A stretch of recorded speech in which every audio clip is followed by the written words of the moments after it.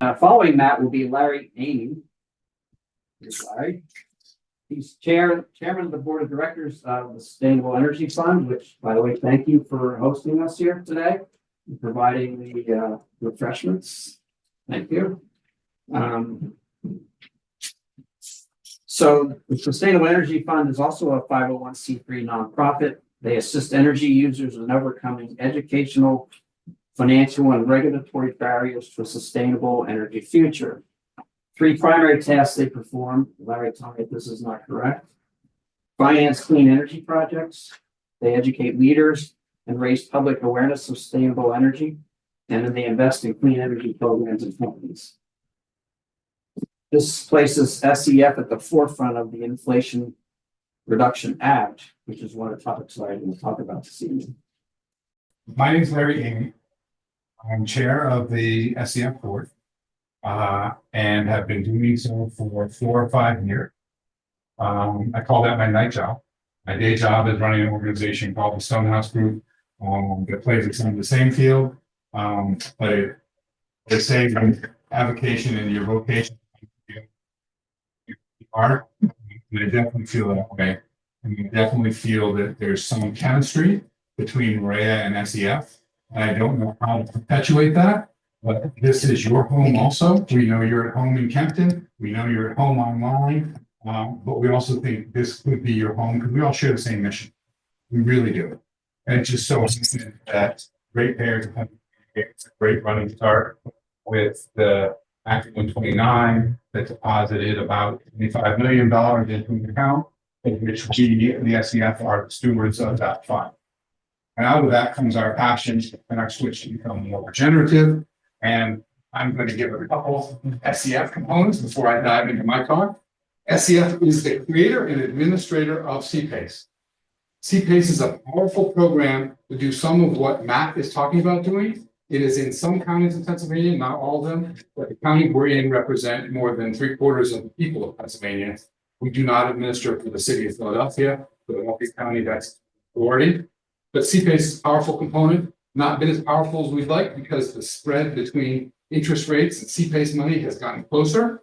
But we think that's going to begin to differentiate again. So CPACE, powerful financing mechanism for doing good things. We are looking for board members. On the SEF website, you will see invitation for board members. We're a good, energetic crowd that is looking for think thinker and connection to other like-minded organizations.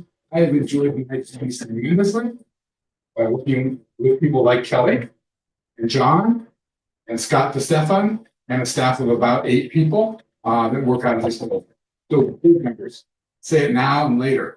We need more board members. We want to expand our committee structure. We've announced a reorganization that changes us from being a bit internal looking to being external looking, to being about saving energy.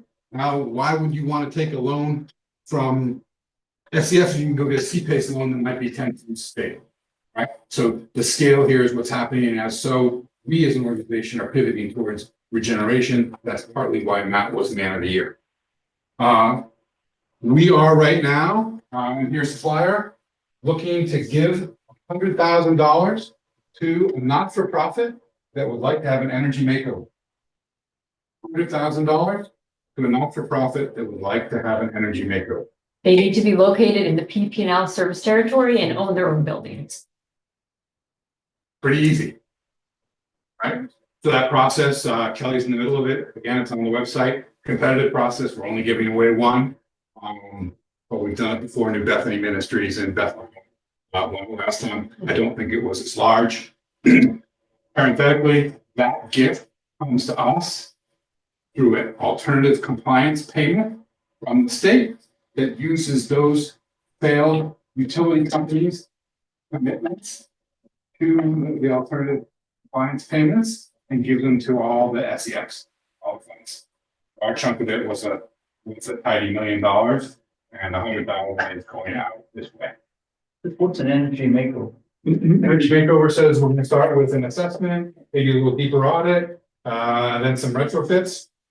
So we're going to look at an energy baseline, what's the EUI, and then what are the ECMs, the energy conservation measures that can be put in place that have, in this case, return. It doesn't necessarily have to be good return. Okay. And lastly, SEF is still giving loans. So bridge loans for a ITC project, ITC is investment tax credit. You got the whole thing ready to go. You're assuming you're going to get 30% back. It might take you 6 months to get it back. Come to the Sustainable Energy Fund to bridge that, for example. But we have about $6 million out on the street at any time in the form of loans, and have money to spend. Okay, so that was a bit of congrats to SEF. Just continuing on who we are. We have sustainable investments, which means that we've taken our endowment, practicing what we preach, and it's not a perfect system, but we use Sustainalytics to measure the increased ESG components of our investments. It's a pretty sophisticated model, but again, it's what we think we should do as an organization. Why would we want to invest in things that aren't connected to our mission? We built this building, by the way. That was pretty significant, maybe a little bit regenerative, in the sense that we took an orchard, an apple orchard, that had been treated with arsenic, and have cleaned the soil and built this building that you're in. And at our last board meeting, we've committed to moving the organization to net zero. What does that mean? We're net zero building, but how do we become a net zero organization? Something that lots of organizations should think about. So I'll talk a little bit about that later on, but that's the next step for us, is to find a way to offset our scope 3 emissions in such a way that we can declare not only that the building is net zero, but that the organization is net zero. So if that doesn't excite you about spending your time on a board that's doing those types of things, maybe you're in the wrong spot. Okay, can you click for me, Kelly? I'm sorry, I was okay. computer up there. So that was the overview. Keep going. I can click. So I'm going to do a little play on the triple P. Right? We all know people, profit, planet. I'm going to say that people have created pressure. Right? That pressure has become policy. The policy has become performance. So I've done a little adaptation there to see how this circle's going. And what we're going to show is how the pressure came, what the policy are, and how that means good things to all of us. Okay? Bear with me while I take you on that little bit of a story. So I always like to make sure that we understand what we're talking about. This is parts per million made famous by the inconvenient truth, and it's going up. It's the amount of carbon in our air. CO2 to be precise. Who knows what this is called? Healing curve. Healing curve, right? So we have to start there because we're at this really steep spot and it's just climbing, climbing, climbing. This is the science behind it. I just like to start with it because we use carbon in such interchangeable ways. I'll use it I'll use it incorrectly. I'll refer to carbon. I really mean CO2. There's good carbon and there's bad carbon. But this is the carbon that we care about. This is what causes the greenhouse gas warming effect. So in terms of scale, sometimes I like to do this as a quiz, but it's late at night, so I won't quiz you. But what do you think each of your carbon footprint is? So I am going to quiz. So it's worth doing that on your own. If you're here tonight listening to me, listening to Matt, understanding your own carbon impact is useful. And what I get interested in is now when I go on the United website to buy a ticket, it will tell me how many metric tons of carbon my seat is worth, and I get a chance to offset it if I'd like to. Right? So we're now putting carbon accounting into the workspace in ways in which people can make decisions. So when you fly on a connecting flight, you might have 30% more carbon. And maybe it costs you 30% longer.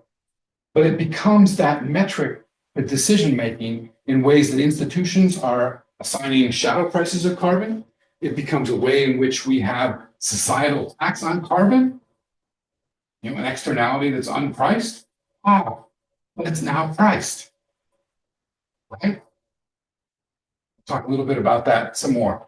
But here's just a sense of how, I'm sure none of you really know what burning 880 goal is, but I'm sure you know 2,500 miles. And I'm sure you know if you drive an electric vehicle, that's going down significantly. And this one's pretty easy to understand. This is borrowed from Bill McDonough. Some of you know Bill McDonough as being the father of the concept cradle to cradle, or the Hanover principles. But what he's released recently is this notion that there are three types of carbon. And when I say carbon, it's not all bad. There's good carbon. There's fugitive carbon. There's durable carbon. Durable carbon might mean taking CO2 and putting it into a gas well or making it into a rock. That's durable carbon, not necessarily bad carbon. So Bill McDonough also is famous for saying sustainability takes forever. And that's the point. That's why you're all here, because you're working continuously in asymptotic fashion to get to the point of sustainability, because it's going to take forever and we're never going to get there. We're never going to be good enough, but we can keep on trying.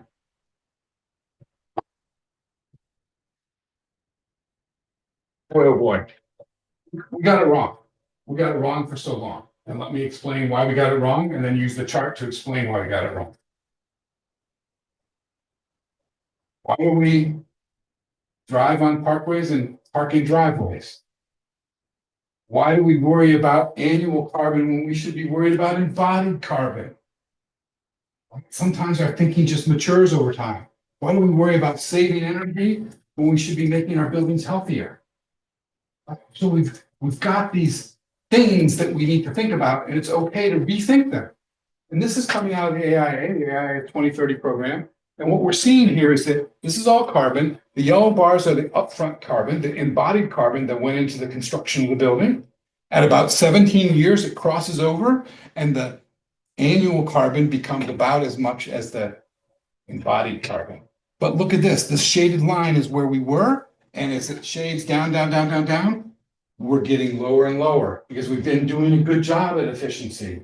LED lights, VFDs, well, you name it. We've done a good job at managing our carbon, our operational carbon down. But I'm suggesting to you embodied carbon's next.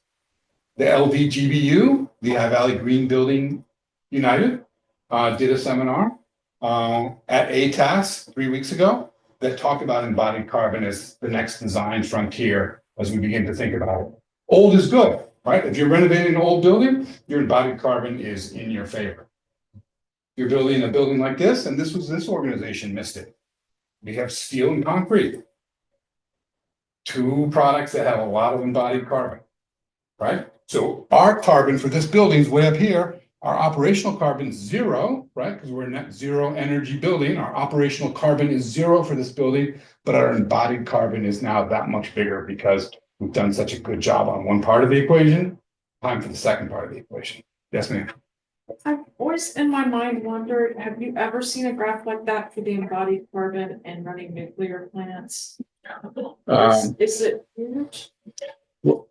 I've never, because a lot of people will say, yeah, Not. You asked big picture questions. You stumped Matt, now you're going to stump me. Maybe Phil's going to answer the question.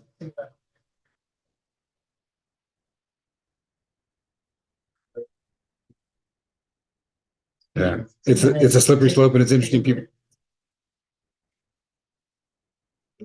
People will say the same about batteries and EVs too.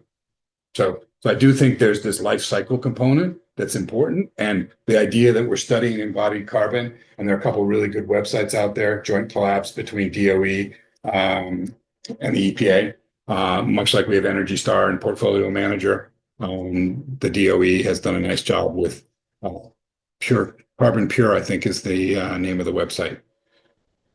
So my point there is we're moving into a new phase. We've come to the end of managing our operational carbon. But really, we've got embodied carbon that I think is the next frontier. Right here in Philly, we've got the Amy Gutman Hall timber, mass timber frame right here in the East Coast. We used to only have the Bullitt Center out in Seattle that was well known. This is happening right here in Philly. You can go stay in an embodied carbon-free hotel in Denver for about market rate, $200. They've offset it in ways that are creative, but this is the idea that we're managing it, we're talking about it, and they're creating demand for their hotel by talking about embodied carbon, just as we used to talk about LEED, now New Frontier. And this is in Seattle. So I'm going to Everyone seen this slide before? So we used to do a lot less red. That was while we were green, we did less red. So you had the red list early on, materials you didn't want to put into your building. This is going back 15, 16, 18 years ago. We had the red list. Do less red, in effect, you've done some green. Well, then we became better and we became a little more sustainable, but now we've got to make up for all those years of sin and we've got to become regenerative to put ourselves back to where we were. That's why the Yellow Breeches Creek is cleaner and better, because we've gotten regenerative. If we were just putting biogas and burning electricity, that would be one-dimensional. We're now entering this two-dimensional, three-dimensional world. And this, I called this guy because he says you can only use it if you get permission. I called him, I got him on the first bounce, and he said, by all means, use it, share it, print it. I want everyone to understand and feel this. And the website is, it's Bill Reed, Progressing, I can't read it. It's Bill Reed, and he was great. I got him on the first phone call, and I use it all the time. So that was people creating pressure, and pressure then multiplies. Dickinson, great example. Matt said he's been working on it 5 years, and it's about to come online full time. Well, he comes from an institution that declared carbon neutrality in 2020, but they did so with some offsets. And what they're really doing is saying now we've got to do reduction. We've got to continue to push reduction of emissions. This is a chunk of that. There are other chunks. One of the programs I should have talked about over here is RFO. RFO is renewable fuel oil. The federal government has wonderful subsidies for it. There's a whole lot on the SEF website. That is a thing that might be able to help Dickinson reduce emissions in plants because they're burning gas. So renewable fuel oil is a patent owned by Ensign, again, fueled by federal incentives called RINs. But in effect, if you weren't in Pennsylvania and you were competing with number 2 fuel oil, it would be a less carbon solution burned in big power plants that are still pumping out steam because no one can afford the cost of replacing all their steam lines. So influences in higher ed. Higher ed took the ACU PCC pledge, the American College and University President's Climate Commitment. That kind of got the ball rolling. That kind of started the ESG movement. It created a little bit of pressure. You had the Green Review. You had students making decisions about where to go based on how sustainable their college was. These are the presidents that promised this pledge that said we're going to build only new LEED buildings. Second Nature's taken over the program, but higher ed really began this initiative. This is going back 10 or 15 years. That creates pressure. Now we're seeing it in the stock market. We're seeing ESG components. That's the Sustainalytics component I talked about. We're seeing the SEC begin to talk about climate standards. We now have the Sustainability Accounting Standards Board, as opposed to the regular finance accounting standard boards or GASB or FASB. We now have sustainability accounting standards. We're beginning to push that way. In our organization, we used to do LEED certification for colleges and universities. They've kind of stopped doing it. But there's this flood of investment, ESG funded projects into high return projects, which are viewed as being warehouses. So a lot of our work has shifted to making warehouses greener, which is kind of an anachronism, right? Because they're built with concrete and steel anyways. So there's shifts happening in the regulatory and the policy market that are really, really important to understand. Carbon markets are what's driving this. 3 weeks ago, Bank of America, who's very, very stingy with their money, invested $200 million in a sequestration plant in North Dakota. I'm excited about that because that was a big bank investing in new technology, not because of anything more than the market, but they believed in the federal tax credits that were at about $130 a ton. That was enough to fuel Bank of America's belief that there would be an income stream because in effect, the federal government was guaranteeing a marketplace for a bottom fee for what would be attained. Some of you may think that Tesla just makes electric cars and power walls. You didn't know they made alternative compliance payment proceeds. In the last quarter of 2023, they earned $400 million in selling their goodness to other car companies that weren't as good. $400 million in one quarter of alternative compliance payments into this compliance market, which is generally in Europe, right? They're much more ahead of us, just as you heard us on the biogas side. $400 million per quarter, $1.6 billion a year worth of money being paid to Tesla from places like Volkswagen, who are out of compliance with the regulatory environment. This one over here was voluntary, but voluntary with some federal incentives that are beginning to create an inflection point that is what gets us all excited about where we're headed. Okay, it didn't come cheap. It didn't come cheap. But the other piece that's exciting is money is flooding into this market because of what I just suggested. Here's the stat. Was worth $2 billion and is expected to grow to 10 to 40 billion by 2030. Okay, that's a market growth for a voluntary market. The US, the EU is already at $50 billion. Okay, we're at 2, EU's at 50. We're headed there. We're voluntary. They're mandatory. Part of it comes from benchmark. We don't benchmark in the Lehigh Valley, but if you go to Philly, Washington, New York has very stringent benchmarking. It began with benchmarking. Now they've got climate penalties that are based on very specific formulas that are very aggressive, that have taxes to pay, penalties to pay if you don't hit certain emissions. It's causing electrification, and it's policy beginning to push us towards performance. These are strong, strong acts. I love this website. It's imt.org. And what it does is it charts all those municipalities that are focused on either some sort of climate reporting or even stronger acts like we see in New York and Philly. All this resulted in policy.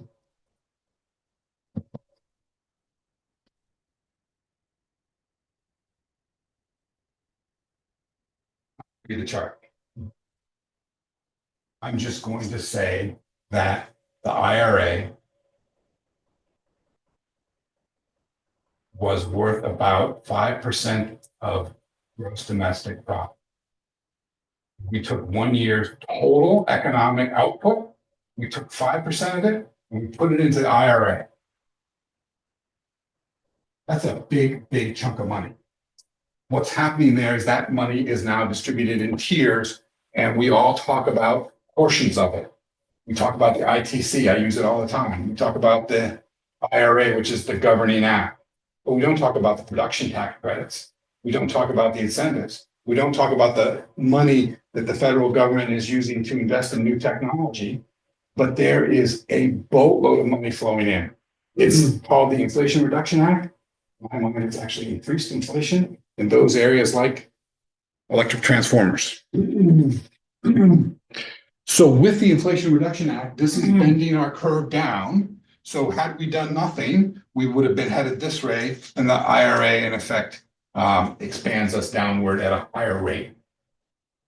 So whatever your politics are, I don't want to go there. The IRA is designed, it's a misnomer. It should be the Incentive Reactivation Act, right? Because we took some existing policies and we breathed life into them. My favorite example is the interpretation of how we take the 30% tax credit before the IRA was very strict. Solar panels, maybe the electric to wire them. Now, oh my, you need a new transformer, you need a new electric line, you need a new feeder. Let's put it in. It's all an eligible property. The definition has changed. The rates haven't necessarily changed. They've begun to set sunset from 30 to 26%. They went back to 30%. They added some multipliers on top of them, depending on where you are. So you can get to 40 or 50 or 60%. And then they changed the definition of what's eligible property. And that is money that is fueling the electrification in a big, big way. You have a bad transformer on your campus, you should be thinking about solar somewhere because you might get 30% off that transformer. That's the way the law reads. Is anyone else excited about this as I am? I hate to throw a monkey wrench in please this. do. I would say the word politics. We have a certain individual who wants to do away with all this stuff. How do you think that's going to affect you? I said I wasn't gonna go there, but for you, because you asked it so politely and so nicely, I'm gonna give you my 2 pennies, and that's all it's worth. I think there are components that are by right. Meaning it would be like Obamacare, it would be really hard to change it. When I say by right, the 30% rule is pretty much if you do your work right, you get the 30%. There are portions of the IRA that are budget attached. They have funding components that go with them. They're mostly on the production side. They're mostly on the big scale side. All the time I use ITC, I'm talking about projects under 1 megawatt. And 1 megawatt, because they measure it in electricity, even though I think in tons for air conditioning is about 275 tons of geothermal. So if you're 275 tons of geothermal or less than 1 megawatt, you're kind of by right. It's going to be really hard to do that. It's going to be really hard to take away that law. The ones that have funding attached to them that are more sophisticated, I think when they run out, they have to get refunded again. I think that's what we. It's the hydrogen ones, for example. Yes. So yes and no. Yeah. EV caps, for example, are uncapped. They run out over time. They sunset over time, but they're uncapped. And there was a loophole that caused Mr. Manchin a little agita. And that loophole was that any leased car can be eligible for the tax credit, provided it meets some criteria, but they aren't nearly as steep as the purchased EV criteria. Keep asking your questions. Yes, we certainly can. So what's happened is we've changed the basis of design. If we were going to design a campus right now, I bet it would be electrified. It would be electrically driven.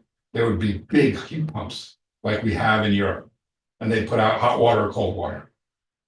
They'd be big, big, big.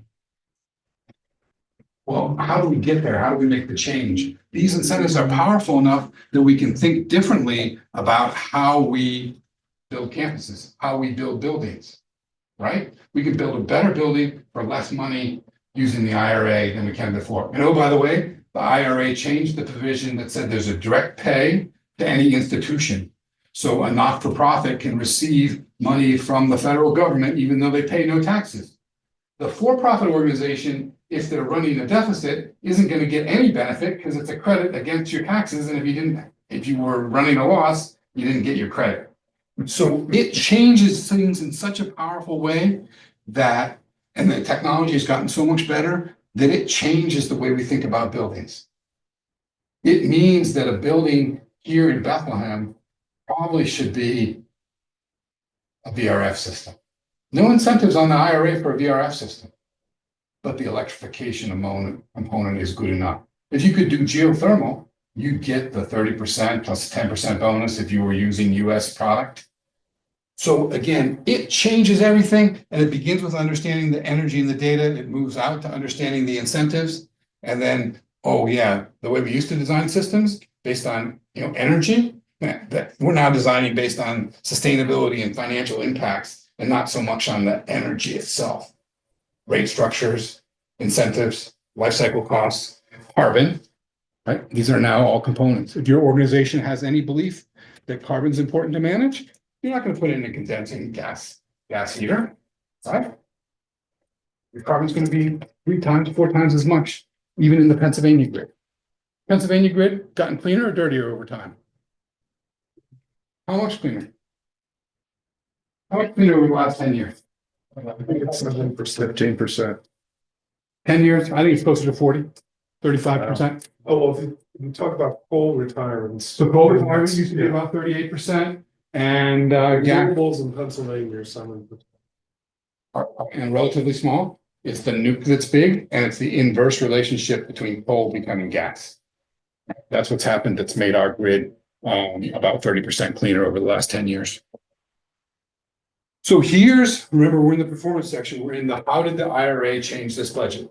So it's a 24,000 square foot building at $400 a square. By the time you add all the soft costs, FF&E, contingency, design fees and all that, we're $625.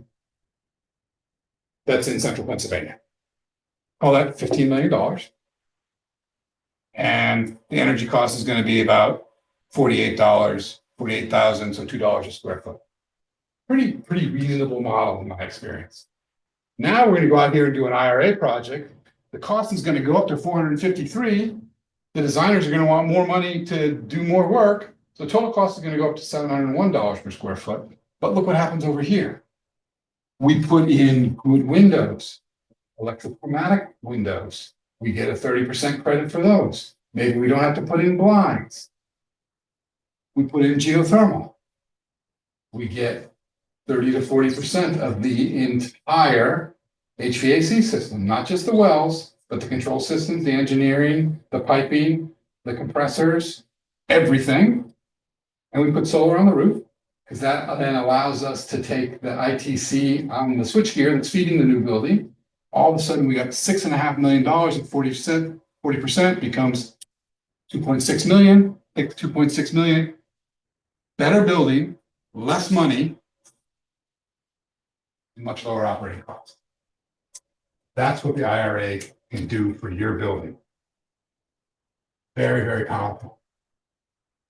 And I think our model's accurate. I think it begins to talk about the sensitivity of, yeah, it's going to be harder to design it. There is going to be more cost. Geothermal is a lot more expensive.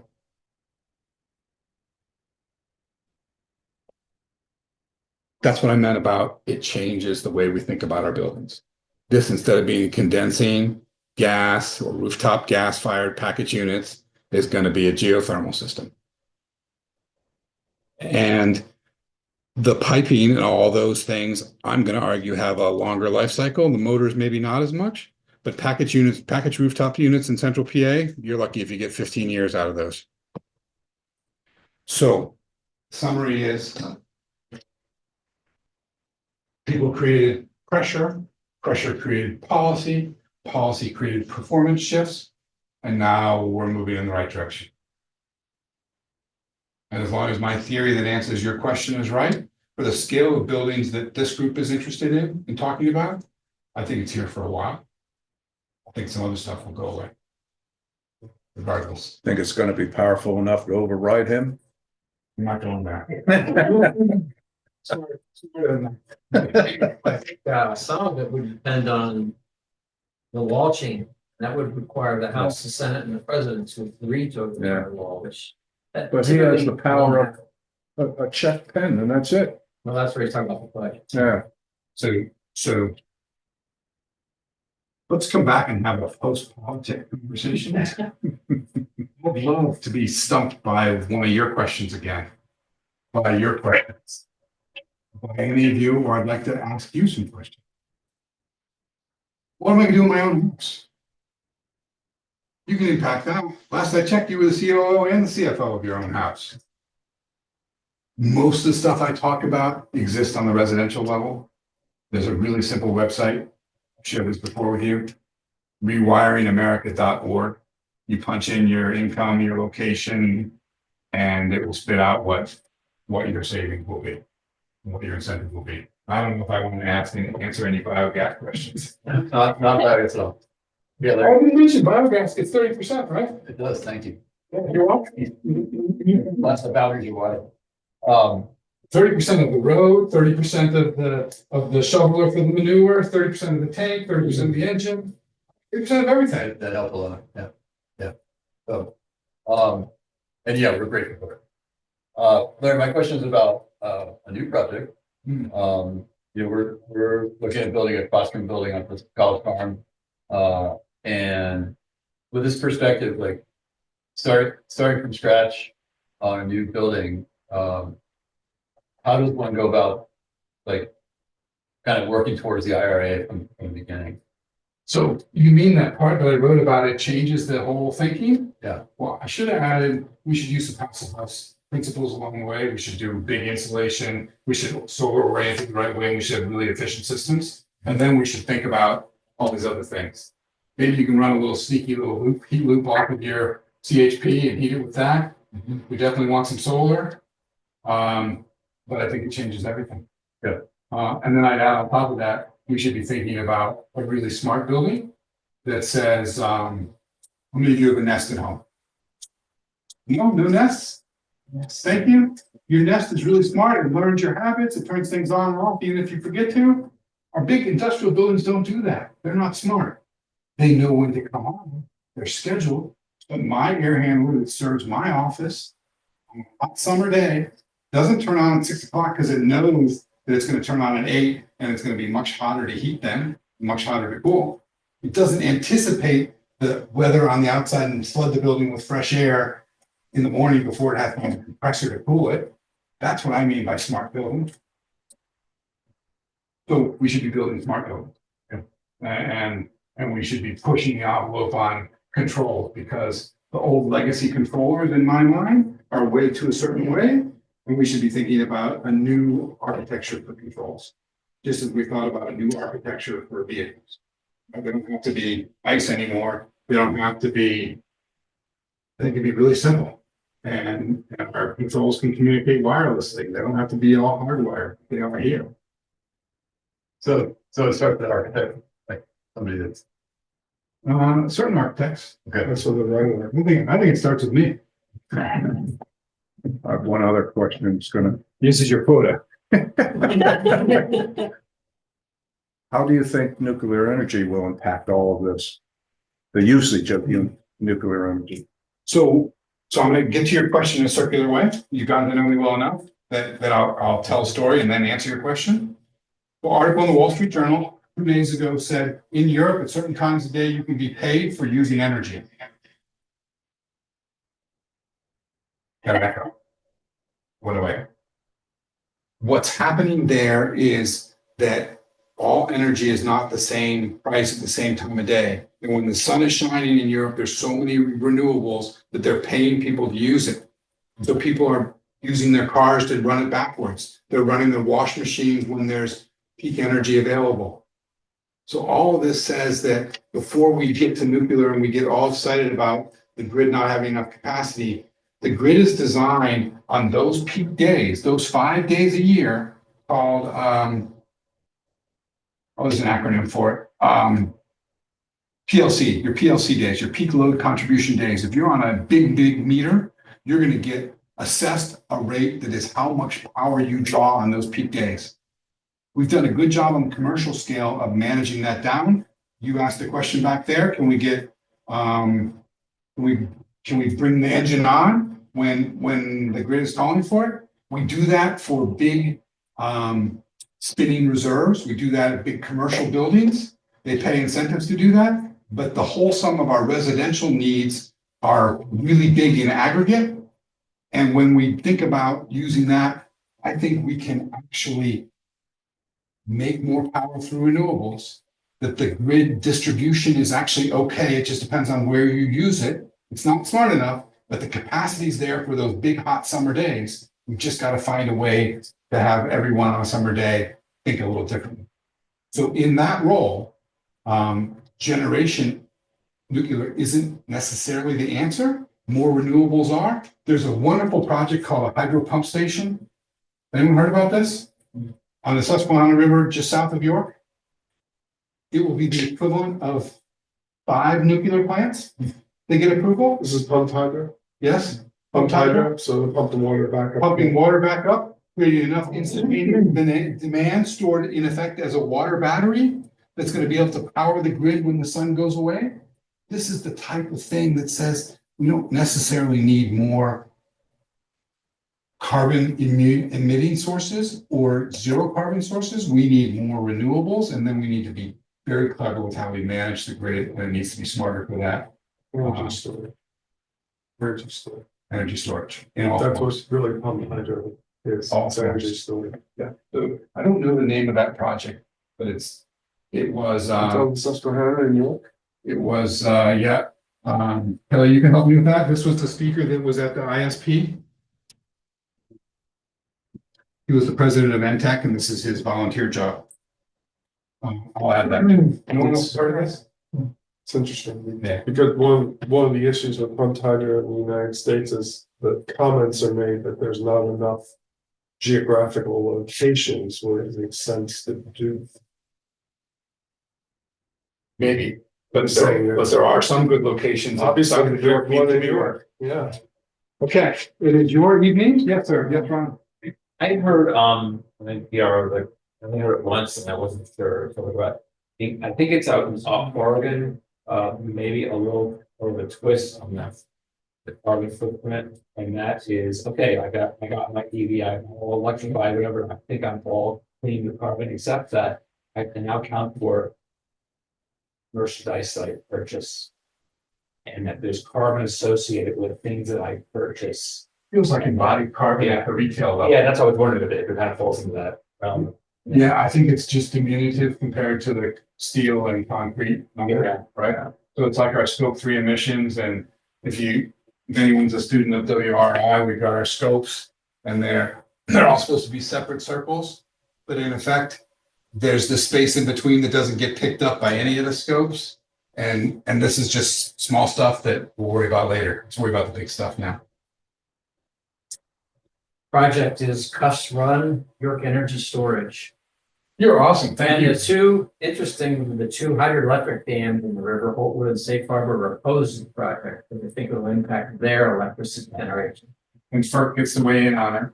But this is maybe the disruptive project for Pennsylvania, because it gives us the ability to power the grid in a big way with renewables. UFF. CUFF. CUFF. Okay. What was the website? I didn't find the website, I found the dispute article. Maybe it's kind of run. It's called Ansford County. But the developer is York Energy Storage. Okay, I either exhausted you or I answered all your questions. So let me, one more and then I want to try to summarize. Eric, you talked about federal programs.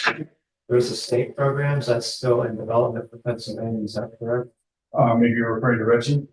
The HERA and the other state programs from the IRA? There is money from the IRA that goes to state governments to spend. So they're all. Yeah, there's a $30 million going to schools to do solar in Pennsylvania that's gonna be announced very quickly. Lots of money flowing that way for sure. But that's not for what you were talking about. It's all under that IRA bill. It's all under the 5% of gross domestic product spending. I just touched one sliver of it, the part that I work in. But your part exists. There's some questions. Oh, can you read them? No, is that? Okay, can't hear the questions online. Oh, I need to repeat them. Yeah, that might be a good. I will repeat the questions. Thank you. Are there any more questions? Well, you were saying a lot of this will apply to residential projects as well, homes and so forth. I have a home, I don't know if it's actually connected to this today. You mentioned an apple orchard here. Well, I live in a 200-year-old home, there used to be the Moore estate with Moore orchards. One of the projects I had over there was developing a small fruit forest and, permaculture project. I have plans for a 30 by 50 workshop, community event facility, something of that nature. Hopefully next year I can get on this. I'd really love to avoid just putting up like a metal steel building that's like, inexpensive, and they come and put it up in a day, the concrete slab and all that. Are any of these programs that will apply to that would save 30% of my building costs? Somewhat. So yes and no. If you have to bring a new electric service, you put solar on the roof and you orient the roof in the right way, that would be an easy one. If you used your pocketbook to vote and you went to ATAS, who happens to be making the metal here in the Lehigh Valley, they've got a wall system called Inspire that actually uses the heated surface to vent back into the building to create a different type of renewable energy for heating. That's just a small touch. It only works on the south side. So I definitely think there are things that you can do. When I was at the LBTBU meeting, they talked about hemp insulation that was local to Pennsylvania. Again, all these things are going back to smaller circles. So if we can, instead of bringing our insulation from California or Arizona or wherever it was made, Georgia, and we can use something that was grown here, I think we're in better shape. But yeah, I love your thinking. That's exactly why we wanted to plant some seeds tonight. And I didn't repeat the question. sorry, the question was, I'm building a pole building. I want to build a better building. How should I be thinking? I'm thinking all of you should be headed home. So my summary is, this is what the SEF is about. This is a classroom for anyone that wants to think about energy and sustainability. MAREA, you are most welcome. I would love it if one of you that is involved with MAREA would come and apply to be on the SEF board. Then we would begin to be able to coordinate more readily. I want to thank Kelly. I want to thank Phil. I want to thank Diane, who didn't make it from MAREA, for putting this all together. It takes a lot of effort. And I want to thank Matt for being man of the year. Thank